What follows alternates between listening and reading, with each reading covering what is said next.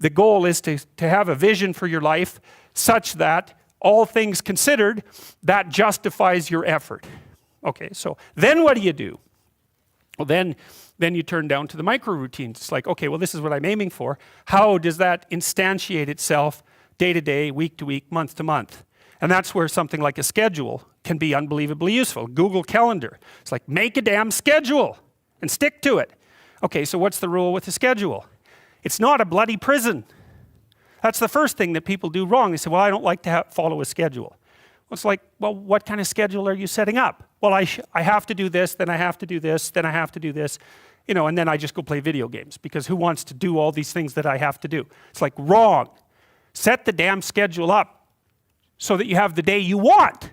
That's the trick. It's like, okay, I've got tomorrow. If I was going to set it up so it was the best possible day I could have, practically speaking, what would it look like? Well, then you schedule that. And obviously there's a bit of responsibility that's going to go along with that, because if you have any sense, one of the things that you're going to insist upon is that at the end of the day, you're not in worse shape than you were than at the beginning of the day, right? Because that's a stupid day. If you have a bunch of those in a row, you just dig yourself a hole and then you bury yourself in it. It's like, sorry, that's just not a good strategy.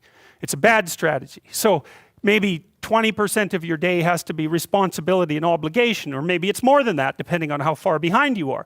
But even that, you can ask yourself, okay, well, I've got these responsibilities. I have to schedule the damn things in. What's the right ratio of responsibility to reward? And you can ask yourself that, just like you'd negotiate with someone who is working for you. It's like, okay, you got to work tomorrow. Okay, so I want you to work tomorrow. And you might say, okay, well, what are you going to do for me that makes it likely that I'll work for you?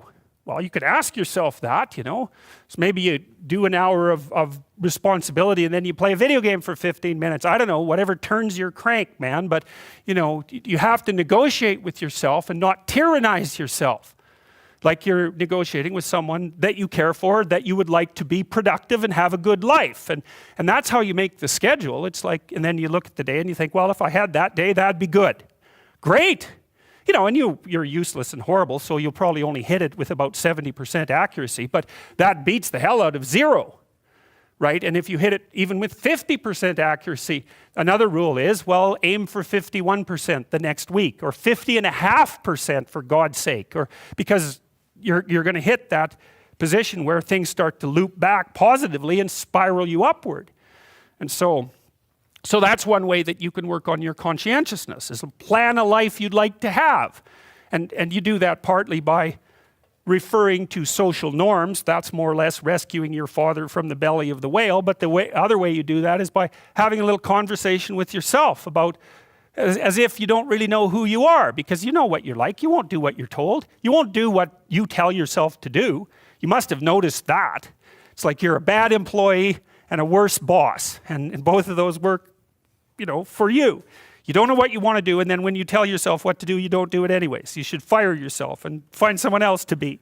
But you know, my point is that you have to understand that you're not your own servant, so to speak. You're someone that you have to negotiate with, and you're someone that you want to present the opportunity of having a good life to. And that's hard for people because they don't like themselves very much.